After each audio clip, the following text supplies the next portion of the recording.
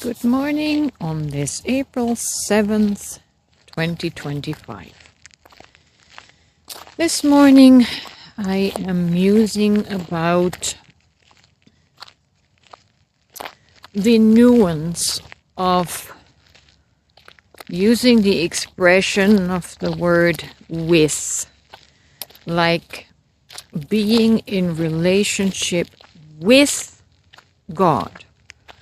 Being a house for God, our temple being the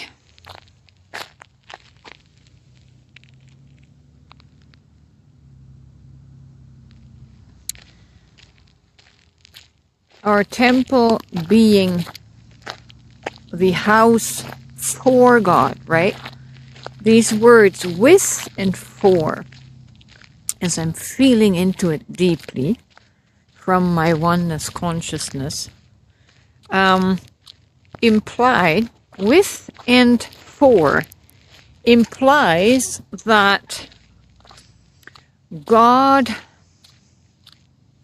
let's say it implies at one level, at the level I'm looking at right now, implies that God is using us like a utility, utilizing our structure to find expression through. But how is it that we identify as the structure and not the content? The content being God, the substance filling the structure or the vessel that's called the human being. Why are we identifying with the structure and not with the content that is filling the structure? I want you to meditate on that. I want you to ponder that. Which aspect of you has separated you from the substance we call God? Why do you view yourself, perceive yourself as merely a tool in God's hand rather than being an expression of God? The mechanic that uses the tool, or the potter that forms the clay, is not one with the tool. The tool is not part of the mechanic. The tool is not the mechanic, is not the potter. And so, in this distinction, when we say we are merely the house or the temple for God, we see ourselves as a tool for God to use and utilize. But that does not make us one with the substance, with the essence, with the source.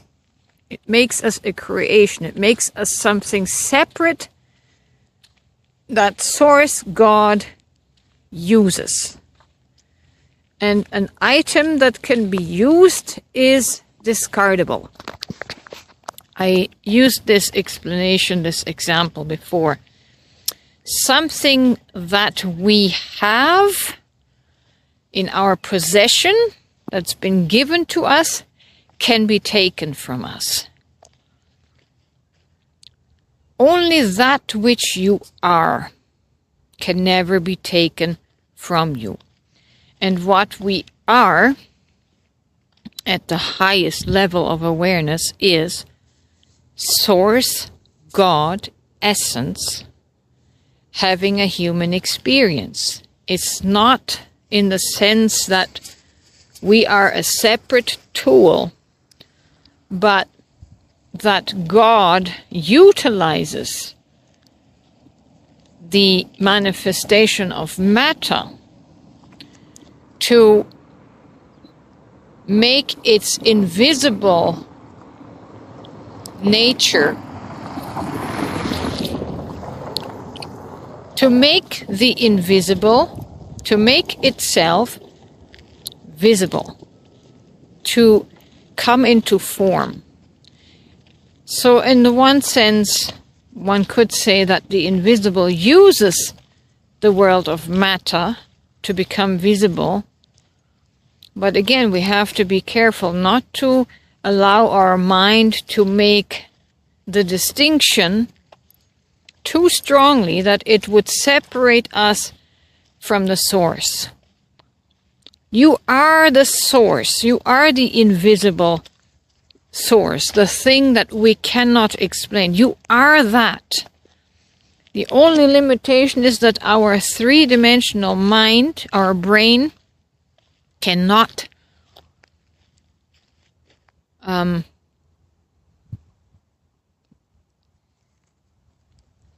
formulate it, put it into form, put it into definition, right? To the natural mind, the invisible world does not exist. So anything invisible does not exist as reality. So it puts that separate from itself. But before your mind came into being, it was invisible energy.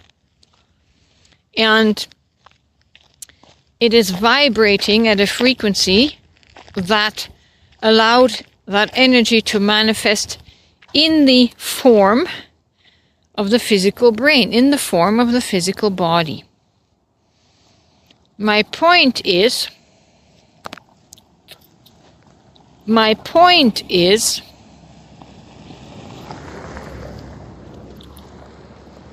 the physical is not separate from the non-physical. It's just a different vibration that makes the invisible appear as physical matter. So I went way off my original thought here when I started talking about the words with and for. From the human perspective, the words with and for indicate that we are something separate that God uses, and so in our consciousness we live as a second grade, as an afterthought, separated from the original thought, from the original intention.